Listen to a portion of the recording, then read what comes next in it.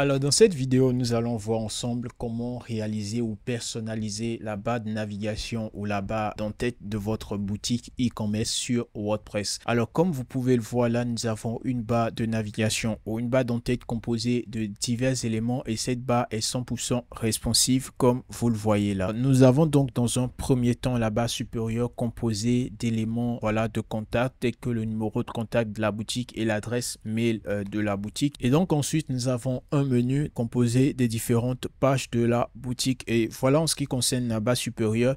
Et ensuite nous avons la barre principale composée donc du logo de la boutique, d'accord, et ensuite des différentes icônes de la boutique e-commerce telles que l'icône de mini panier, l'icône de recherche de produits et l'icône d'ajout de produits aux favoris. Et donc pour finir nous avons cette barre inférieure composée donc du menu des catégories de produits. Et donc cette barre de navigation est 100% responsive et donc si je vais sur l'écran mobile, vous pouvez vous en rendre compte avec donc l'icône hamburger qui nous permet d'ouvrir le menu, d'accord. Donc nous avons les deux menus que nous avions sur écran d'ordinateur, donc le menu des catégories de produits et le menu principal, et ensuite nous avons le logo puis les deux icônes e-commerce de notre boutique. Et voilà, nous avons aussi la barre supérieure toujours avec les informations de contact. Et donc dans cette vidéo, c'est ce que nous allons apprendre à réaliser pas à pas. Et donc si vous êtes débutant sur WordPress ou que vous souhaitez créer vous-même votre boutique e-commerce, et bien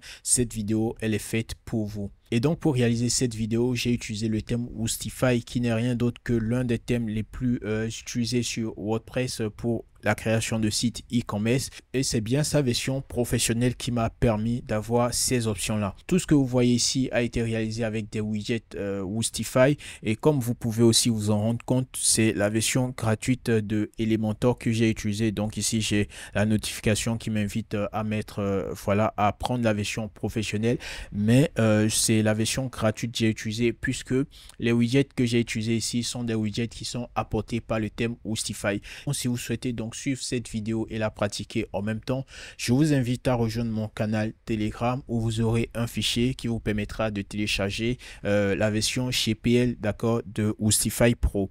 Et donc cette version vous permettra uniquement, d'accord, de pratiquer, de vous exercer, pas de créer une boutique professionnelle, une vraie boutique e-commerce avec. Donc si vous souhaitez créer une vraie boutique e-commerce, je vous recommande à ce que vous preniez la version professionnelle et pour cela que vous utilisez mon lien affilié pour tout simplement m'encourager. Et donc ceci étant dit, chers amis, nous allons maintenant passer à l'action. Et donc voilà, donc chers amis, là on se retrouve sur le tableau de bord WordPress et comme vous pouvez le voir ici, nous avons bien Woostify. Et si vous installez la version professionnelle, c'est-à-dire le plugin pro que voici ici, je vous le présente rapidement. Voici donc la version pro, donc Woostify Pro, c'est un plugin, ok. Et donc si vous l'installez, vous aurez donc toutes ces options là. Et moi je vais tout simplement cliquer ici sur Header Footer Builder et vous voyez donc j'ai l'espace de création d'en-tête et de pied de page de mon site. Donc nous avons l'en-tête que j'ai précédemment créé, ce que je vous ai présenté dans l'intro de cette vidéo, et maintenant je vais créer, d'accord, un second modèle. Donc bien évidemment ceci je l'ai désactivé comme étant l'en-tête. Donc ici chers amis, je viens cliquer sur ajouter un article et donc voilà, je vais nommer tout simplement mon en-tête, hein. C'est voilà tout simple, donc je nomme en-tête 2. Alors au niveau de la barre latérale, vous pouvez voir ici dans l'onglet Header Footer Template, voilà, nous allons pouvoir indiquer que voilà ce que nous sommes en train de créer doit être considéré comme étant l'en-tête, d'accord, de notre site. Et voilà, il y a d'autres options. Là nous pouvons sélectionner à quel endroit nous souhaitons afficher ce en-tête là. Et bien il s'agit du site tout entier, d'accord. Et si nous ne voulons pas qu'il apparaisse à un endroit, ben nous pouvons le sélectionner également là. Et ensuite si je souhaite que mon en-tête soit maintenu au scroll, je le sélectionne là, je sélectionne l'option, sinon je le laisse, d'accord. Et voilà, donc lorsque vous l'activez, il y a d'autres options qui sont actives aussi, et ici aussi je le sélectionne, d'accord. Et là eh bien je voudrais qu'il soit maintenu, que l'en-tête se maintienne à la fois sur ordinateur et sur mobile. Sinon, vous n'aurez qu'à sélectionner l'écran que vous souhaitez. Et donc voilà, chers amis, après avoir fait cela, je vais tout simplement publier. D'accord, et désormais ceci est considéré comme l'entête de mon site. Et maintenant je vais cliquer sur modifier avec Elementor pour pouvoir voilà réaliser cette entête là. Et donc voilà chers amis, à présent nous nous retrouvons dans l'espace d'accord de création de l'entête. Et dans un premier temps ce que j'aurai à faire c'est de créer la première barre qui n'est rien d'autre que la barre supérieure d'accord de l'entête. Et pour ce faire j'insère un conteneur, donc en cliquant sur le plus là je sélectionne bien le Flexbox et ici je sélectionne la direction horizontale.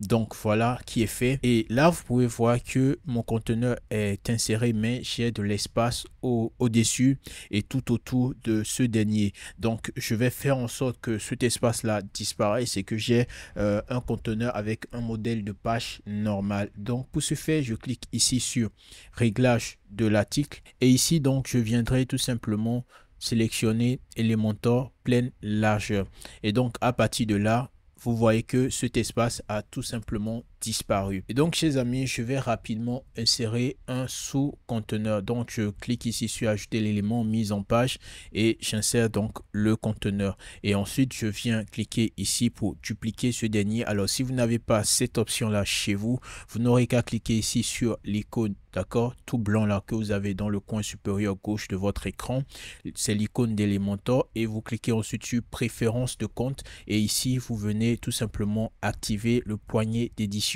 Alors je le désactive, là vous voyez que je n'aurai plus l'option que j'avais tout à l'heure, donc si je le réactive vous voyez que l'option revient, donc c'est tout simple. Ensuite vous enregistrez et vous sortez. Pour sortir il suffit de cliquer sur le plus ici. Et voilà, donc ce que je souhaite faire c'est de dupliquer ici ce conteneur là, donc je pourrais avoir maintenant les deux conteneurs disposés horizontalement bien sûr. Alors maintenant je peux donc insérer mes différents éléments. Donc pour ce faire je viens ici chercher liste, d'accord, donc voilà j'insère la liste et ici au niveau de la liste, voilà, je supprime la première ou la seconde même s'il le faut, et ici je viendrai tout simplement mettre mon numéro de téléphone. Donc si vous souhaitez me contacter, c'est ce numéro qu'il faut utiliser. Et donc voilà pour le numéro. Là je vais tout simplement changer l'icône. Donc ici je viens sélectionner l'icône de téléphone, d'accord, pour indiquer que voilà il s'agit du téléphone, et là je vais dupliquer tout simplement, et donc ici je vais venir mettre mon adresse mail, et donc voilà pour l'adresse mail. Alors ici au niveau de l'option mise en page je vais sélectionner en ligne pour voilà les disposer de façon horizontale. Là je sélectionne mon conteneur et là je sélectionne bien la ligne horizontale, je centre tout, voilà je centre ici, je mets au début bien entendu pour que mes éléments soient disposés au début.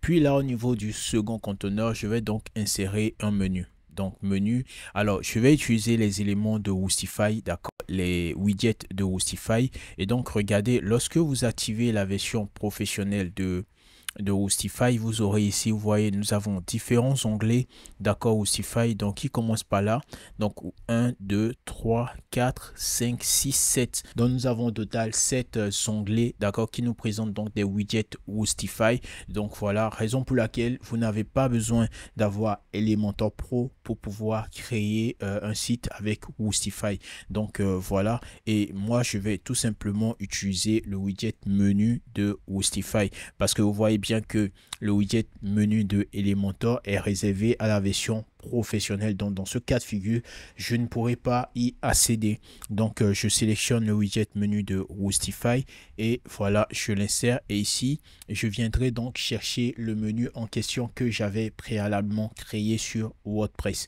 Donc j'insère le menu et vous voyez qu'il s'affiche très bien. Ensuite voilà je vais le mettre en forme etc. Et voilà c'est tout simple, d'accord. Donc nous avons les éléments de la barre supérieure qui sont donc insérés. Alors à présent qu'est-ce qu'il faut faire? Je vais rapidement prévisualiser la largeur. Donc voilà je suis bien. Nous aurons un petit problème avec les widgets Woostify, d'accord. Vous pouvez voir ici que nous avons un problème de marge interne, d'accord, qui est tout simplement énorme à mon goût. Par contre ici nous n'avons pas un problème de marge, ça c'est un widget Elementor direct que j'ai utilisé, mais ici c'est un widget Woostify. Donc pour résoudre ce problème là, déjà dans un premier temps je mets la marge interne à 0. Vous voyez que rien ne se passe, mais je vais venir aussi au niveau de la marge, voilà, et je vais tout simplement mettre une valeur négative jusqu'à être satisfait du résultat. Donc vous voyez là, je n'ai plus de marge, hein. Voilà, c'est un peu comme le widget Elementor. Donc vous ajustez à votre guise, d'accord, vous ajustez comme il le faut pour avoir un bon résultat. Maintenant je vais sélectionner le premier sous-conteneur, enfin son sous-conteneur, auquel je viens mettre une marge négative, et vous voyez ce que j'ai. J'avais oublié de faire de choisir la direction des éléments. Donc je centre tout ça, je mets au début ici, et je centre là, ici. Par contre je mets à la fin, pardon, d'accord, à la fin. Et si je prévisualise, vous voyez donc le résultat. Alors donc voilà, chers amis, je sélectionne donc le premier sous-conteneur aussi, auquel je viens mettre une marge négative, et ici je vais mettre les couleurs à présent. Donc je viens dans style, je sélectionne bien mon conteneur principal, je vais dans style, et ici je vais choisir la couleur de fond, voilà, qui n'est rien d'autre que cette couleur là. Libre à vous de choisir les couleurs qui vous intéressent, d'accord. Donc là je mets le test en rouge, d'accord, tout simplement, et je fais pareil pour les icônes, d'accord. Alors je n'avais pas changé cette icône là, donc voilà, je viens là et je sélectionne une icône. Donc voilà, chers amis, et ici aussi pour le menu également. Alors je vais voilà, changer la couleur du menu. Donc je viens là et je sélectionne la couleur qui me convient le mieux, donc le blanc, pardon. Et ensuite je vais à ce niveau là changer tout simplement la taille du menu, d'accord. Donc je mets la taille à 11. Voilà le résultat. Tout dépendra de vous, bien entendu, hein. Si vous souhaitez avoir une hauteur plus petite, d'accord, voilà, vous pouvez jouer avec la marge interne, tout simplement. Donc c'est un peu ça. Ok, faut jouer avec jusqu'à être satisfait du rendu. Alors à présent nous allons tout simplement insérer la barre principale. Donc pour ce faire je viens insérer un conteneur, d'accord. Donc voilà, je sélectionne cette structure là, et à présent ici je vais venir chercher le logo de mon site, donc Woostify logo image. Donc voilà, le logo avait déjà été prédéfini, donc voilà. Et maintenant je vais cliquer dessus, et ici je vais venir ajuster la taille de mon logo. Alors là je sélectionne le conteneur du logo, et voilà, je l'ajuste. Bon voilà, je mets au début, etc., etc. Je l'ajuste, hein, en bref, toujours avec le conteneur sélectionné. Je mets la marge interne à 0, d'accord, donc c'est cool. Et ici, alors je vais venir insérer donc les différentes icônes. Donc je vais chercher, voilà, Woostify 4 icônes que voici, et ensuite je vais chercher l'icône de la wishlist que voici aussi, donc Woostify wishlist icône que j'insère. Et pour finir je vais chercher l'icône de la recherche produit, donc Woostify search icône. Donc mes trois icônes sont donc insérées, et je suis content. Donc à présent je vais sélectionner ce conteneur là, et je vais donc indiquer la direction qu'il faut. Je vais mettre à la fin comme cela, et je vais centrer tout ça. Donc voilà, chers amis, et donc voilà, chers amis, maintenant je vais venir là, style, couleur d'arrière-plan. Voilà, j'irai chercher la couleur d'arrière-plan. Donc voilà, maintenant je sélectionne chaque conteneur. Je vais dans style, icône, couleur de l'icône. Voilà, je vais venir là, choisir la couleur de l'icône. Maintenant pour la couleur du compteur, d'accord, couleur d'arrière-plan, voilà, je vais venir chercher celle-là, voilà, tout simplement, hein. Donc je vais voir si je peux copier le style et le coller ici. Voilà, ça fonctionne, c'est cool. Et je vais essayer avec ça aussi.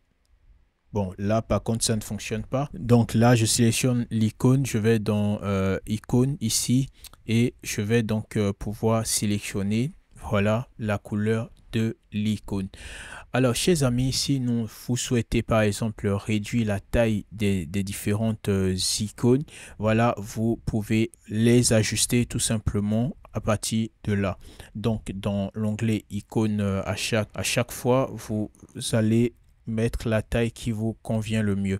Alors, donc, si je sélectionne 22 pixels pour chaque taille, j'ai l'impression qu'ici, à 22 pixels, d'accord, l'icône de recherche est plus gros que l'icône du panier. Donc, nous ne saurons mettre exactement les mêmes valeurs pour les différentes tailles des icônes. Donc, pour le panier, je mets plutôt à 25 ou 25 plutôt. Et je crois que je vais faire le même avec la troisième icône. 25 plutôt. Là, je vais plutôt baisser un tout petit peu. Donc voilà, chers amis, hein, voilà un peu. Et là, j'ai l'impression que l'icône du wishlist est plus élevée en fait que les autres. Donc, je vais un tout petit peu jouer avec les marges. D'accord. Donc, je vous recommande vraiment d'essayer de voir et d'ajuster voilà, ces différents éléments-là pour quand même avoir un résultat voilà, propre, quoi. Un résultat clean. Bon, là, je pense qu'on est bon. Et à présent, ce que je vais donc faire, c'est de créer la dernière barre qui n'est rien d'autre que la barre contenant le menu des catégories produits. D'accord. Donc là, je viens tout simplement chercher menu. Et ici, j'ai Woostify menu. Donc ici, select menu, je vais chercher catégorie, d'accord, catégorie produit. Alors là, je viens copier, d'accord, et je vais coller le style. Donc voilà, là, déjà dans l'avancée, je viens supprimer la valeur. Et ici, je viens tout simplement au niveau de la barre, donc au niveau du conteneur de cette barre inférieure, allez, venir choisir la couleur. Donc déjà, pardon, je sélectionne cette couleur-là. Et après, je vais mettre une nuance, d'accord, comme ceci. Voilà, je pense que c'est bon. Un peu plus light que la barre principale. Donc, et je vais centrer maintenant mes éléments. Alors, j'ai sélectionné un mauvais menu. Voilà, catégorie de produits. Et c'est cool. Maintenant, chers amis, là, je vais tout simplement mettre une bonne... La police a une bonne taille, donc 14, je pense que c'est bon. Et je viendrai donc ici, d'accord, voilà, mettre une valeur négative à la marge interne. D'accord, n'oubliez pas de le faire, hein. Voilà, si vous trouvez que la marge interne des widgets Woostify sont trop, donc il faut jouer avec la marge principale, c'est-à-dire la marge. Je ne sais pas pourquoi ça fonctionne ainsi, mais c'est comme ça, donc il faut le faire ainsi. Et là, je prévisualise et nous avons le résultat. Donc, je pense que c'est pas mal, d'accord? C'est pas du tout mal. Et donc, à présent, chers amis, je vais tout simplement faire en sorte que mon en-tête, ma barre d'en-tête soit 100% responsive. Regardez là sur mobile ce que nous avons. Donc, on peut en déduire que voilà, cette barre d'en-tête n'est pas du tout responsive et c'est grave. Donc, si on le laisse ainsi sur mobile. Donc, je reviens ici. Alors, donc ici, dans un premier temps, ce que je vais faire, regardez encore sur mobile, nous avons ici le menu qui se retrouve là. Donc déjà sur mobile, je n'ai pas besoin de ce menu-là, d'accord, menu des catégories, parce que je l'aurai d'un autre côté. Donc ici, je viens là, d'accord, sélectionne le menu en question. Je vais dans Avancer responsive. Et ici, je vais tout simplement le désactiver sur tablette et sur mobile. Donc, une fois que c'est désactivé sur tablette, regardez, il ne sera plus du tout visible. Là, si je prévisualise, voilà, il n'est plus du tout visible, d'accord? Et c'est cool. Donc, je reviens à ce niveau-là. Et à présent, je vais tout simplement faire de même pour cette barre aussi. Donc, la barre inférieure ne sera ni visible sur tablette et sur mobile. Donc, voilà. Et je publie. Donc désormais sur tablette, vous voyez, nous n'avons pas cette barre. Si je prévisualise, voilà, nous ne l'avons pas ni sur tablette ni sur mobile. D'accord? Et c'est génial. Donc voilà, chers amis, à ce stade, je pense qu'on a voilà les éléments perturbateurs qui ont disparu sur mobile. Mais par contre, voilà, on n'est toujours pas responsif, d'accord? Donc, je vais commencer par ajuster la taille, d'accord, de mon logo sur mobile. Alors là, nous allons continuer en dupliquant la barre principale, d'accord? Et bon, tout simplement, je vais la supprimer. et ici je viendrai insérer une nouvelle barre avec un conteneur en sélectionnant cette structure là cette fois-ci, d'accord. Et ici je viens tout simplement dupliquer mon logo et je l'insère ici, d'accord. Maintenant au niveau de la couleur, je mets bien entendu la même couleur, d'accord. Et donc voilà. Donc ici, je centre tout et voilà, je centre mon logo.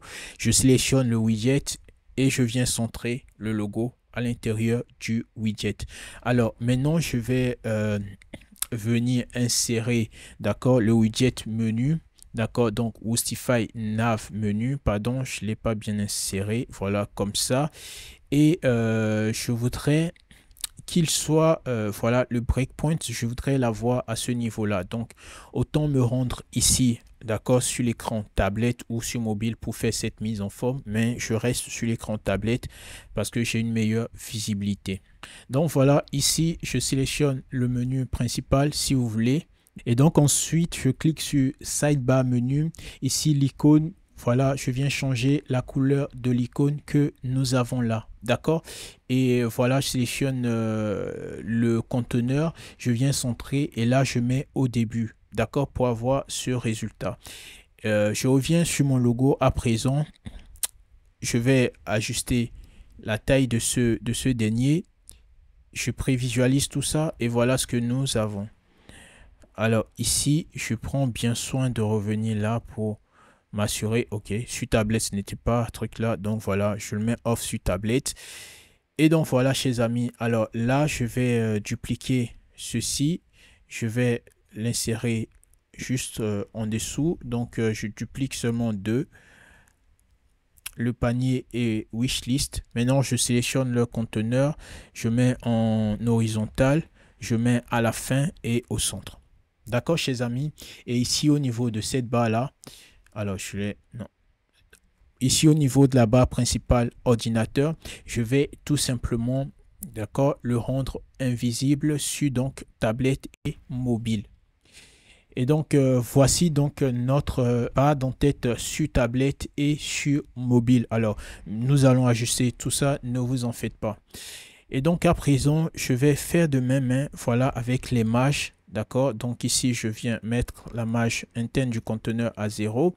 Et donc voilà, chers amis, là je sélectionne le conteneur du logo, je vais dans avancer et je mets la marge interne à 0. Au niveau du logo, donc j'ajuste la taille de ce dernier. Voilà, je laisse à 90 sur tablette et je vais la mettre à 75 sur mobile. Et donc voilà, alors là, je reviens une fois sur tablette, d'accord, et je vais vérifier ici, voilà, ces différentes marges. Mais avant, je vais au niveau du conteneur, je mets la marge interne à 0, d'accord. Et ici, donc, je vais ajuster les différentes marges du bas. Oh, pardon, à gauche là. Donc, du bas ici, voilà, je mets à moins 12. Avancer, je délie les valeurs. Et là également, j'ajuste tout simplement. Et ensuite, je sélectionne le dernier widget, donc, d'accord. Et je vais à droite pour mettre une marge, voilà, convenable. Et voici donc le résultat donc sur tablette, d'accord, chers amis. Et là, je vais rapidement, voilà, continuer. Et à présent, je vais sur mobile. Et donc, sur mobile, voici ce que nous avons. D'accord, les éléments ne sont pas du tout alignés horizontalement. Donc, pour remédier à cela, je vais là sur le navigateur pour pouvoir les sélectionner. Et ici, je viens, en fait, je veux sélectionner ce conteneur-là. D'accord, donc je le sélectionne et je vais dans mise en forme. OK. Et ici, je sélectionne la largeur. Donc, je la mets à 20. D'accord. Ensuite, je viens au niveau du logo de son conteneur. Bien entendu, je mets en pourcentage. Je mets sa largeur à 60. D'accord. Et ici, je vais mettre la largeur aussi à 20%. Donc, voici ce que nous avons avec la largeur à 20%. Donc, là, je vais mettre à 55%. D'accord. et mettre cette largeur à, pardon, 25%. Donc comme ça, nous avons nos différents éléments qui sont bien disposés. D'accord, donc voici le résultat. J'ai ce conteneur là qui est toujours visible, donc je vais le rendre voilà, invisible sur les deux éléments, les deux écrans. Donc vous voyez un peu le résultat et je pense qu'il n'est pas mal. Alors bien entendu, hein, ici nous allons pouvoir ajuster les différentes tailles, d'accord. Voilà, taille des icônes par exemple. Ok, 12%, je pense que ce n'est pas mal. Et au niveau du test également, nous pouvons mettre à 12 pixels et prévisualiser. Et voilà, là, au niveau du conteneur principal, voilà, j'ajuste, je centre tout ça. Je peux mettre au centre si je le veux. Voilà, comme ça. Et là, au niveau du conteneur, voilà, je centre sur mobile. OK. Et j'enregistre. Et donc, si je prévisualise ici, voici donc le résultat que nous avons, chers amis. Et donc, voilà, tout ce qui me reste à faire, c'est d'enregistrer et de sortir. D'accord, donc je sors ici. Et donc voilà, vous pouvez voir à présent que j'ai les deux en tête, d'accord, le précédent et le nouveau. Donc je reviens sur celui qu'on vient à peine de créer.